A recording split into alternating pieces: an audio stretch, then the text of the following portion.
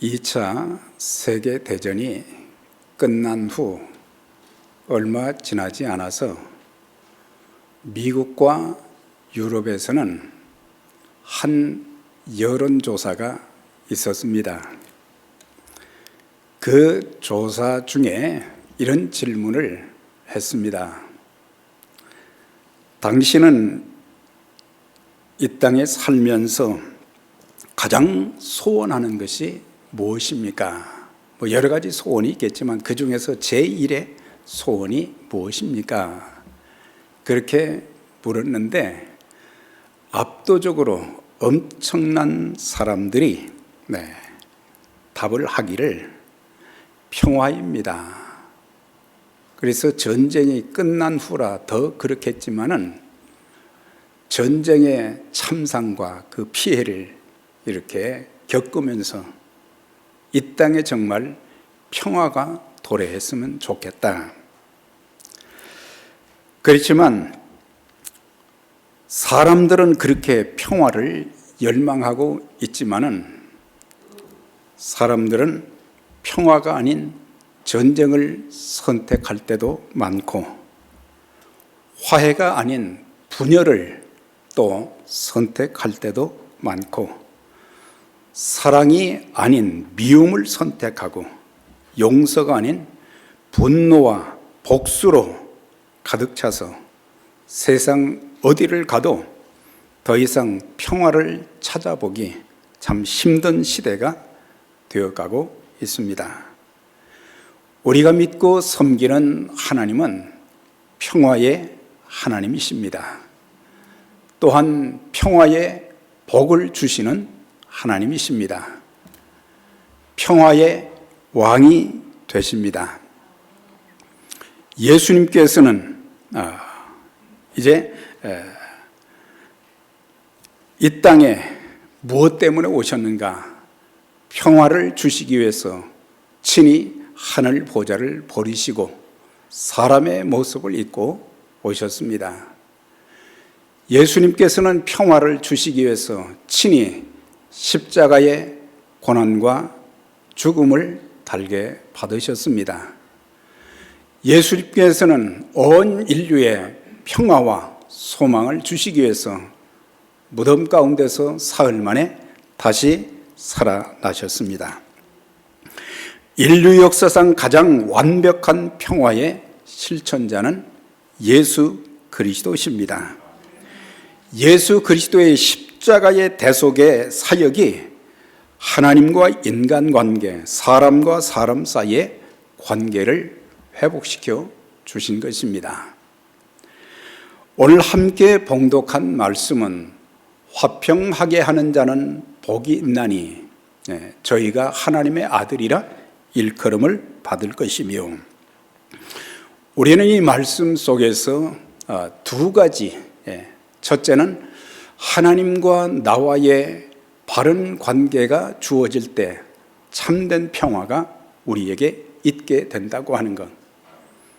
그 다음에 있어야 될 화평은 이 땅에 사는 동안 이웃들과의 화평도 이루어져서 십자가의 놀라운 구속의 그 은총이 우리의 삶을 통해서 우리가 서로 사랑하고 화평하는 것을 통해서 우리가 하나님의 자녀가 되었다는 것, 서로 사랑한다는 것, 한 공동체가 되었다는 것, 그것을 알 수 있게 될 것입니다. 하나님과의 바른 관계를 통해서 주어지는 평화는 욥기서 22장 21절에도 보면 너는 하나님과 화목하고 평화하라 그리하면 복이 임하리라 그랬어요. 그러니까 중요한 것은 주님께서만 말씀하신 것이 아니고 이 앞부분에 선지자들도 특히 욥의 경우에 있어서도 하나님과 화목하고 평화하게 될 때에 하나님의 은총과 복을 누리게 된다고 했습니다. 생사화복의 주권자가 되신 하나님, 인간과 역사의 흥망성쇠를 주장하시는 전능하신 하나님께서는 하나님과 화목하지 못한 인간의 평화는 참된 평화가 될 수 없다는 것도 말씀해 주고 있습니다. 그러면 왜 사람들이 하나님과 화평하지 못합니까? 그것은 바로 죄 때문입니다. 네. 하나님은 죄를 미워하시고 또한 죄에 대해서 진노하시고 그리고 죄에 대해서 그 죄를 묻는 심판을 통해서 영원한 지옥 형벌의 선고를 주시는 것을 보게 됩니다. 죄 문제가 해결되지 못한 인간은 하나님과 원수 관계였습니다. 그런데 그리스도께서 우리를 하나님과 화목하게 만들어 주셨는데 로마서 5장 10절의 말씀을 보면 세 단어가 아주 눈에 바로 뜨입니다. 우리가 원수되었을 때에 원수라는 단어가 나오고 그 다음에 원수된 우리들 하나님과 원수가 되어가지고 하나님께로부터 주어지는 좋은 것들을 우리는 절대로 받을 수가 없어요.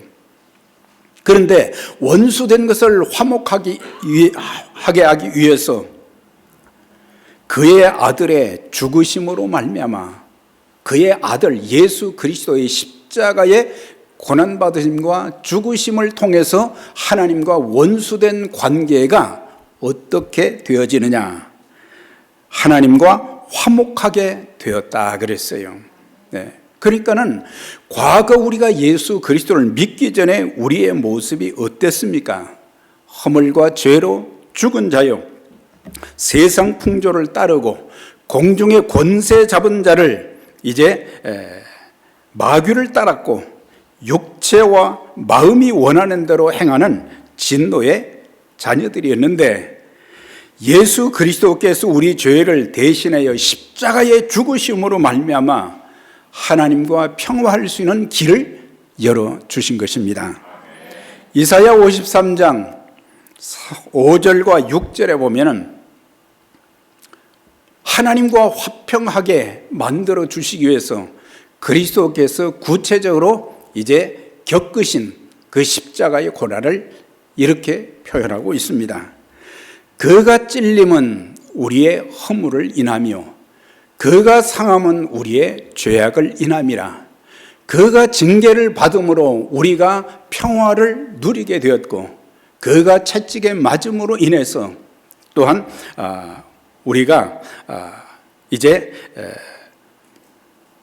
사함을 또 치료를 받게 되었다. 그렇게 말씀해 주고 있으며 우리는 다 양 같아서 그릇 행하여 각기 제 길로 갔거늘 여호와께서는 우리 무리의 죄악을 그에게 다 담당시키셨도다. 그래서 내가 져야 될 십자가, 내가 죽어야 될 십자가를 지옥 형벌에 내가 들어가야 되는데 그리스도께서 하나님의 그 사랑의 실체로서 우리의 모든 죄짐을 대신 짊어지시고 고난받으시고 죽으심으로 그래서 누구든지 예수 그리스도를 믿는 자들마다 이제 하나님과 화평하게 되는 그런 길을 우리가 걷게 된 것입니다.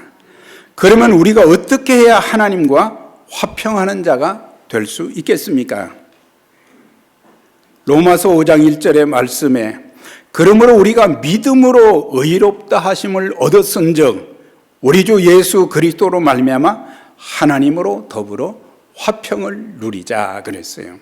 하나님과 더불어 화평을 누리기 위해서 우리는 어떻게 해야 되느냐? 우리의 죄를 회개해야 되고, 하나님과 원수되었고, 하나님의 진노와 심판을 받게 된 우리들이 지은 죄를 회개하고 예수 그리스도를 구세주와 주님으로 영접하게 될 때에 우리는 죄사함과 더불어 하나님과 화평하게 되어지고 하나님의 자녀의 권세를 얻게 되는 것입니다. 여러분 모두 하나님과 화평하십니까? 자신의 죄, 곧 불신과 불법과 불선, 예수 그리스도를 믿지 않은 것이 죄라고 했습니다. 하나님의 말씀대로 살지 못하는 것을 죄는 불법이라고 했습니다. 우리가 선을 행할 줄 알면서도 행치 아니하는 것이 곧 죄라고 말씀해 주셨습니다. 이 세 가지 범주 안에 우리는 자유로울 수가 없는 것입니다. 그리고 구체적으로 우리의 참 마음속에는 악한 생각이, 시기와 질투와 또한 다툼과 살인과 이런 많은 죄악들이 우리의 마음속에 가득 차 있어서 하나님과 나 사이에 막혀진 그 담으로 말미암아 우리는 하나님께로 갈 수도 없고, 또한 하나님 앞에 예배를 드리고, 또한 기도를 드리고, 우리가 헌물을 드리고 그럴지라도 하나님께 상달되지 못하고 하나님께 응답되지 못하는 것입니다. 그래서 우리는 죄의 회개를 통해서 하나님과 나 사이에 깨끗한 관계가 되어질 때에 아름다운 하나님의 평화가 우리의 마음을 지배하게 될 것이고, 또 내 마음속에 있는 그 평화는 내게서만 머물러 있는 것이 아니라 흘러나오는 샘물처럼 사람들에게 그 평화가 전달되어지게 되는 것입니다. 자, 그러면 이제 하나님과 화목한, 하나님과 평화의 관계를 가진 사람들은 그것으로 끝나는 것이 아니라 이웃과의 바른 관계를 통한 그 평화가 또 사람들에게 전달되어야 하는데, 첫째는 가족들과의 바른 관계를 통한 평화가 주어져야 된다고 하는 것입니다. 잠언 17장 1절에 보면 마른 떡 한 조각만 있고도 화목하는 것이 진수성찬을 가득히 차려놓은 집에서 다투는 것보다 나으니라 그랬어요. 행복한 가정의 조건은 물질이 아닌 화목에 있다는 것을 말씀해 주고 있어요. 사실 마지막 시대가 되면 경제적인 고통을 겪는 사람들이 더 많이 늘어간다고 하는 그런 내용들이 참 많죠. 그런데 물질이 다가 아니라고 하는 거예요. 살면서 여러 가지 많은 어려움이 있음에도 불구하고 가족들끼리 서로 위로하고 사랑하고 아끼면서 살게 될 때에 바로 그런 가정이 천국이 될 수 있는 것이고, 또한 아무리 좋은 옷, 좋은 음식, 좋은 집에 산다고 해도 가족 간에 서로 미워하고 싸우면 그곳은 지옥인 것입니다. 여러분들의 가정은 어떻습니까? 하나님과 화평을 누린 자들이라고 하면서 가족 관계에서 화평하지 못하게 될 때에 그것은 하나님의 참 평화가 내게 없다는 증거가 되기도 하는 것입니다. 부모 자녀 간에 또한 부부 간에 서로 화평해야 되는데 그렇지 못한 가정들이, 깨어져 가는 가정들이 얼마나 많은지 모릅니다. 여러분들의 가정이 천국의 한 부분을 누리는 행복한 가정들이 다 되시기를 주의 이름으로 축원합니다. 또한 성도들과의 관계에서도 평화해야 되는 것입니다. 이사야 43장 4절에 보면 하나님께서는 택하신 이스라엘 백성들을 향해서 이렇게 말씀하셨어요. 내가 너를 보배롭고 존귀하게 여기며 너를 사랑했다. 그렇게 말씀해 주고 있어요. 그만큼 하나님의 택함 받은 그 백성들, 예수 그리스도를 믿고 구원받은 하나님의 사람들은 존귀한 사람들입니다. 보배로운 존재들입니다. 정말 하나님이 지극히 사랑해 주시는 하나님의 사람들입니다. 이런 참 존엄성을 가지고 이런 참 하나님께서 우리를 이렇게 사랑하고 아끼신다, 이런 것들을 깨닫고 성도들 간에 어떤 관계를 가져야 되는가. 데살로니가전서 5장 13절에 말씀하시기를 너희는 사랑 안에서 가장 귀히 여기며 너희끼리 화목하라 그랬어요. 그러니까 귀하게 여겨야 될 사람들이 누구냐? 물론 그 본문 속에서는 하나님의 귀한 사역을 하는 사람들을 말하지만 사역은 사도들만 하는 것이 아니지요. 우리 모두가 다 그리스도 안에서 사역자들인 것입니다. 그걸 알아야 돼요. 예. 교회 일은 목회자 혼자 하는 것이 아니라 여러분들이 없으면은 하나님의 일이 더 효과적으로 이루어지지를 않거든요. 하나님은 우리 모두가 지체의 사명을 감당하고 또한 은사와 재능을 가지고 하나님께서 주신 물질을 가지고 서로 연합해서 자기의 기능도 발휘하고 또 다른 사람들과 연합해서 하나님의 교회를 견고하게 세우며 복음의 사명을 감당하는 일에 쓰임받기를 원하고 계신 거예요. 그런데 서로 화목하고 화평하고 아름다운 관계가 되면 연합도 잘 돼요. 그런데 서로 다투고 물고 뜯고 그러면은 절대 하나가 되지 않고 하나님의 일도 효과적으로 할 수가 없는 거예요.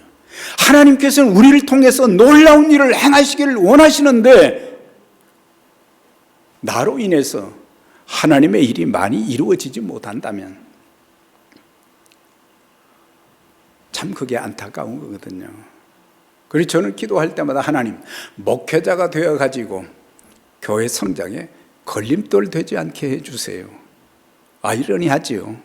교회를 위해서 참 모든 것을 투자하면서도 혹시라도 걸림돌이 되면 안 되니까. 그러니까 우리가 하나님과 예수 그리스도와의 그 신앙적인 관계도 굉장히 중요하고 우리가 공동체 생활을 하면서 서로 덕을 세우는 것도 중요하고 서로 양보하고 용서하고 위로하고 섬기는 그런 모습이 보여질 때에 하나님이 기뻐하시고 하나님께서 축복하시고 하나님께서 그런 사람들이 부르짖어 기도하는 기도를 다 응답해 주시는 것입니다. 그래서 귀중하게 여길 줄 알아야 된다.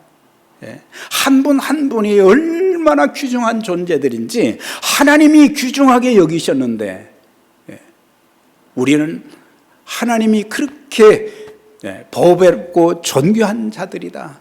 내가 저들을 사랑한다. 그런 사람들을 우리가 사랑하지 못한다고 하면 혹시라도 그리스도의 사랑이 우리 안에 없는 것은 아닌가.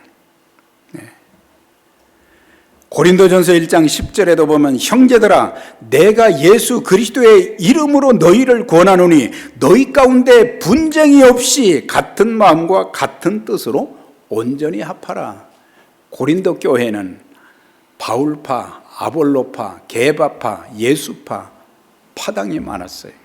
하나가 안 되었어요. 상대방을 존귀하게 여기지 못했어요. 그리스도 안에서 한 지체가 되었다는 건 하나님의 일을 위한 모든 성도들이 사역자들이라는 것을 그들은 망각하고 하나님의 일에는 관심이 없었어요.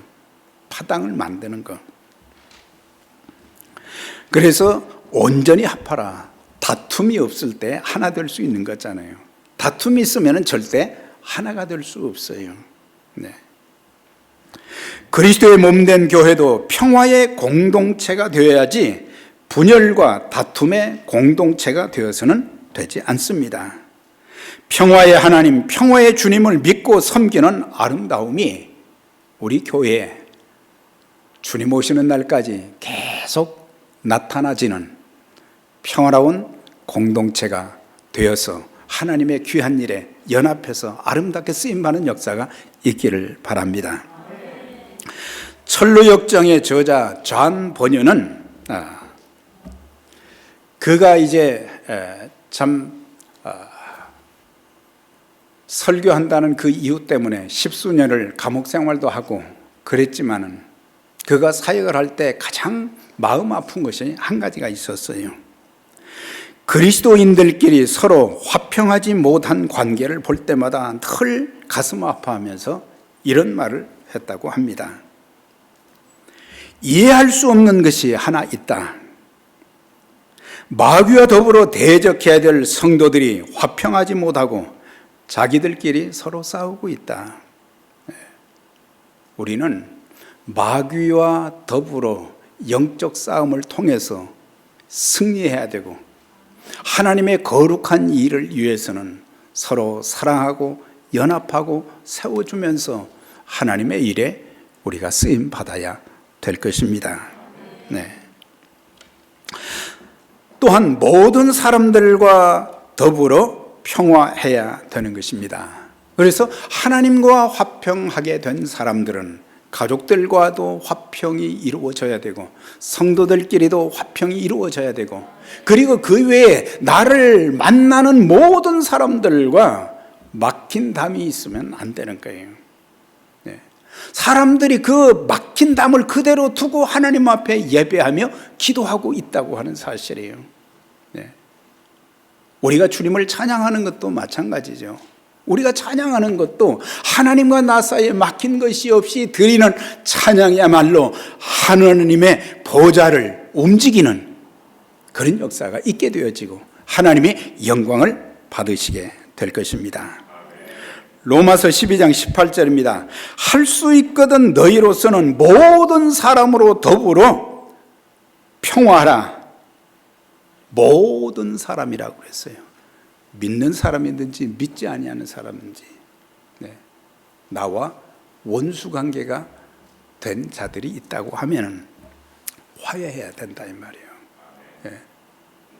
하나님과 교통하기 위해서, 하나님 주시는 은혜를 더 많이 받기 위해서, 하나님의 축복을 누리기 위해서, 그리고 하나님의 영광스러운 그 복음의 사역을 위해서 더 귀하게 쓰임 받기 위해서는, 네. 화해는, 평화는, 예, 바로 그걸 깨닫는 사람들이 자기 자신을 죽일 때에, 예, 자기 자신을 낮추게 될 때에, 자기 자신의 희생이 있을 때에 그 모든 일이 가능하게 되는 것입니다. 마태복음 5장 23절에 그러므로 예물을 제단에 드리다가 거기서 내 형제에게 원망 들을 만한 일이 생각나거든 그랬어요. 네. 성령님은 우리에게 생각나게 해 주시는 거예요. 네. 내가 화평하지 못한 것, 그 사람과 참 서로 사랑하는 화목의 그런 관계가 되지 못했다고 할 때에 성령께서 생각나게 해 주시는데, 그런 일이 생각나거든 예물을 제단 앞에 먼저 두고, 제단 앞에 두고 먼저 가서 형제와 화목하고 그 후에 와서 예물을 드리라. 헌금이 얼마나 귀중합니까? 그런데 그 헌금보다 더 중요한 것은 내가 하나님과 나 사이에 막힌 것, 사람과 사람 사이에 막힌 것을, 다 정리하고 와서 드려라 이 말이에요. 하나님이 돈이 없으신 분이 아니시죠. 그만큼 평화, 화평, 이게 신앙생활에 그렇게 중요한 거예요. 또한 다른 사람들끼리 불화하면 서로 화해하도록 도와주어야 되는 것입니다. 그리스도인들은 상대의 단점이나 문제점만 보지 말고 사람들을 볼 때 항상 좋은 점, 장점을 보는 그런 눈을 가지시기 바랍니다. 네. 하나님께서 보실 때 참 좋으셨더라고 하신 것처럼, 오늘 우리들도, 우리는 항상 부정적으로 볼 때가 참 많은데 우리가 긍휼의 눈도 가져야 되고 사랑의 눈도 가져야 되고 청결한 양심도 가져야 되고, 그래서 우리는 교회나 직장에서 불화하는 자들을 보면서 우리는 서로 화해시켜주는 화해의 대사들이 되어야 될 것입니다. 절대로 피스 브로커, 평화를 깨는 자들이 되어서는 안 되는 것입니다. 스스로에게 저를 포함해서 한번 물어보면 좋겠습니다. 내가 어떤 모임에 가면 그 모임이 싸우는 자리, 깨지는 자리가 아닌가? 다 괜찮은데 내가 들어가면 거기는 또 이제 갈라지고 싸우는 자리 되어지고, 네, 그거 심각한 거죠. 그런데 내가 그 모임에 가면 나누어졌던, 분열되었던 다투는 자들의 그 모임이 하나 되는 역사가 있는가? 나 때문에. 그게 바로 세상에 나가서 빛과 소금이 되는 역할이 화목시키는 거예요. 화목시키는 거. 예수님은 그 화목을 위해서 자신의 목숨까지 다 버리셨는데, 우리는 자존심 많이 생각하잖아요. 내가 자존심, 자존심도 다 내려놓고, 예수님은 모든 것을 다 내려놓으셨어요. 하나님이시라고 하는 것, 하나님의 아들이라고 하는 정체성, 그것도 다 내려놓으셨어요. 부유한 자로서 가난하게 되신 것은, 그것은 다 내려놓으셨다는 거예요. 다른 사람들로 하여금 부유하게 하기 위해서 다 내려놓으셨다 그랬어요. 그것이 참 그리스도인의 모습이 되는 거예요. 고린도서 5장 18절입니다. 그가 그리스도로 말미암아 우리를 자기와 화목하게 하시고 또 우리에게 화목하게 하는 직분을 주셨으니 세상을 자기와 화목하게 하시며 화목하게 하는 말씀도 우리에게 부탁을 하셨다. 이렇게 우리에게 화목하게 하는 직분도 주시고, 그러니까 우리가 하는 일이 뭐예요? 화목하게 하는 일이에요. 하나님을 알지 못한 원수가 된 자들에게 화목해 하는 일, 사람과 사람들 사이에 이 아름다운 화해가 이루어질 수 있도록 그 역할을 하는 그런 직분자들이요, 그들에게 화목하게 하는 말씀을 우리에게 부탁까지 하셨다 그랬어요. 부탁하셨다 그랬어요. 자, 그러면 왜 우리는 화평해야 됩니까? 그것은 주님의 명령이기 때문입니다. 성경에는 전부 명령형으로 되어진 말씀들이 참 많어요. 화목하라, 화평하라, 전부 명령형. 10계명도 전부 보면은 전부 명령형으로 다 되어 있는 거예요. 이렇게 했으면 좋겠다? 그게 아니죠. 전부 이렇게 하라, 이렇게 하라. 살인하지 말라, 간음하지 말라, 도둑질하지 말라, 내 이웃에 대해 거짓 증거하지 말라. 그래서 화평케 하는 자란 화평하게 해야 될 의무가 있다는 것을 가르쳐 주고 있어요. 주여 나의 피난처, 그런 그 제목으로 책을 쓴 코리 텐붐이라고 하는 여인이 있었습니다. 이 사람은 2차 대전 당시에 네덜란드의 자기 집에 유대인들을 숨겨주었다는 그 이유로 가족들이 독일 군에 의해서 체포되어 강제 수용소로 이제 이송이 됐어요. 자기 아버지와 어머니 그리고 자기 언니는 너무 고통스러운 고문에 의해서 수용소에서 다 죽어나갔습니다. 그런데 이 코리 텐붐은 거기에서 참 그래도 그 무지막지한 고문 가운데서도 견뎌내고, 그 다음에 이제 전쟁이 끝난 후에 자기 집으로 돌아와서 내가 해야 할 일이 무엇인가? 하나님께서 주신 마음은 너는 신학을 공부하고 전도자가 되라고 하는 그런 감동을 받은 거예요. 그래가지고 이제 그가 신학교에 가서 공부를 하고 이제는 전도자가 되어서 여기저기 다니면서 하나님 말씀, 복음을 전하는 사람이 되었어요. 그런데 어느 날 기도하는데 성령께서 그의 마음에 감동을 주시면서 하신 말씀이, 코리야, 너는 독일에 가서 복음을 좀 전해라. 깜짝 놀랐어요. 하나님, 저는 독일에는 못 갑니다. 어디든지 가라고 하면 가겠지만 전 독일에는 못 갑니다. 우리 아버지와 어머니를 잔혹하게 죽였던, 우리 언니를 죽였던, 그리고 우리 네덜란드의 수많은 백성들을 참혹하게 죽였던 그 독일에 가서 저는 복음을 전할 수가 없습니다. 그런데 성령께서 강권하신 거예요. 주님이 말씀하시니 자 그렇게 하겠습니다. 그리고 독일에 가서 이제 복음을 전하게 되었는데 어느 날 이제 이 한 교회에 가서 말씀을 전하고 강단에서 내려오는데 사람들이 이 코리 텐붐하고 악수를 하려고 그냥 줄을 서 있는 거예요. 그래서 사람들과 기쁜 마음으로 악수를 하고 그러는데 저쪽 줄 뒤에 보니까 한 사람 얼굴이 딱 자기 눈에 들어오는데 심장이 멎는 것 같았어요. 아니 그 사람이 누구냐면 포로 수용소에 있을 때 자기 부모를 잔혹하게 고문했던 사람,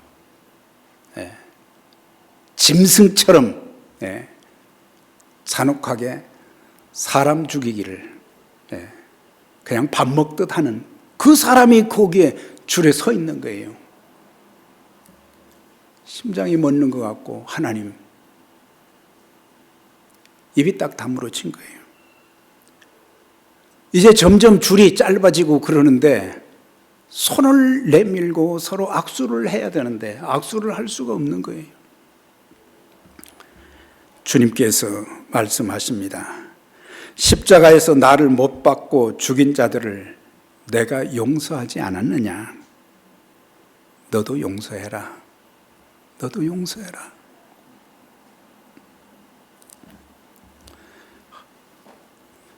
그는 주님 앞에 그렇게 말씀드렸습니다. 저는 절대 용서할 수 없지만 주님이 말씀하시니 자 그렇게 하겠습니다. 그래가지고 그 사람과 악수를 했는데 그 사람이 하는 말이 네덜란드 사람인 당신이 우리 독일인들이 저지른 죄를 용서하고 복음을 전해 주어서 정말 기쁩니다. 나는 죄를 많이 지은 죄인입니다. 죄 용서받고 새 사람 되기 원하니 나를 위해서 좀 기도를 해주세요. 그 말을 듣는 순간 코리 텐붐에게 하늘 문이 확 열리고 마음속에 담아두었던 그 원한이 봄눈 녹듯이 그 한순간에 다 녹아지는 그런 역사가 있고 그때부터 자유롭게 어디 전 세계를 다니면서 복음을 담대하게 전했다는 그런 기록이 있습니다. 왜 화평해야 되느냐? 주님이 명령하셨으니까. 또한 왜 화평해야 되는가? 거듭난 자들의 인격적인 특징이기 때문입니다. 주님은 하나님의 자녀된 우리에게 인격적인 특성으로 화평을 요구하신 거예요. 사랑과 희락과 그 다음 세 번째 나오는 것이 뭐예요? 화평이에요. 화평. 사랑과 희락과 화평. 그게 바로 그리스도인들이 그들의 인격 속에서 나타나야 될 품성, 열매가 화평한 거예요. 화평한 거. 네. 또한 천국은 화평의 나라이기 때문입니다. 주님의 나라는 의와 평강과 희락의 나라임을 말씀해 주고 있습니다. 이사야 11장 6절에서 8절에 보면은 장차 새하늘과 새 땅이 이루어질 그때에 제2의 에덴 동산이 이루어지게 될 때에 어떤 일들이 일어나게 되는가를 말씀해 주었어요. 그곳은 하나님이 창조하신 새하늘과 새 땅, 그곳은 미움과 갈등도 다툼도 없고 이리와 표범, 곰과 사자 등의 맹수들이 어린 양과 염소, 송아지 등과 어울려 노는 것이요 젖먹는 아이가 독사의 구멍에서 장난하며 젖된 어린아이가 독사의 굴에 손을 넣을 것이라. 내 거룩한 산 모든 곳에서는 해됨도 없고 상함도 없을 것이다. 사나운 맹수들이 모이면 싸우잖아요. 죽기를 각오하고 싸우는데 그곳은 사나운 맹수들이 서로 싸우지 않는 곳이라고 그랬어요. 네. 그리고 사나운 짐승들은 사람을 보면은 그냥 핥히고 물고 뜯고 죽이잖아요. 그런데 그곳에는 사나운 짐승들도 사람을 공격하고 죽이는 일이 없다고 하는 거예요. 그런데 이 땅에는 지금도 다투고 싸우고 죽이는 일이 멈춰지지 않는 이런 시대를 살아가고 있다고 하는 것입니다. 이제 화평케 하는 자의 복은 무엇입니까? 저희가 하나님의 아들이라 일컬음을 받을 것이며, 이것은 하나님이 우리를 그분의 아들로 인정해 주신다. 물론 예수를 믿고 구원받은 자들에게는 다 하나님의 자녀가 되는 권세를 주었지만은 퍼블릭하게 공적으로 너는 내 아들이다. 내 아들이다. 하나님의 성품 곧 긍휼과 사랑을 닮은 자일 뿐만 아니라 천국의 상속자가 되었음을 뜻하고 있습니다. 세상에서 화평케 하는 일보다 더 하나님을 닮은 일은 없을 것입니다. 왜냐하면 하나님께서 화평의 하나님이시고 주님께서 화평의 주님이시기 때문에 우리가 화평하게 될 때에 하나님을 가장 잘 닮은 그런 사람들이 될 수 있다고 하는 거예요. 하나님께서도 인정해 주시고 다른 사람들도 인정해 주는 것입니다. 우리가 화평하게 될 때 사람들은 우리가 하나님의 아들이라 인정해 줄 뿐만 아니라 이 내용을 통해서 사람들에게 우리는 전도의 삶을 살 수 있게 된다고 하는 거예요. 아, 저 사람 보니까 나 예수 믿어야 되겠다. 감동을 주는 사람들이 되는 거거든요. 참 안타까운 것은 수많은 사람들이 나를 보면서 나도 저 사람처럼 예수 믿어야 되겠다, 이런 사람들이 좀 많아져야 되는데 없다고 하는 거예요. 여러분들은 어떠십니까? 우리 전사님 보니까 나도 저렇게 예수 믿고 싶다. 네, 아멘은 다른 분이 하셨어요. 저에게도 마찬가지죠. 참 그런 것들이 아쉽다고 하는 거예요. 네. 이제 정리를 합니다. 이태리의 출신 프란치스코의 기도를 소개하고 마치겠습니다. 주여 나를 평화의 도구로 써 주소서.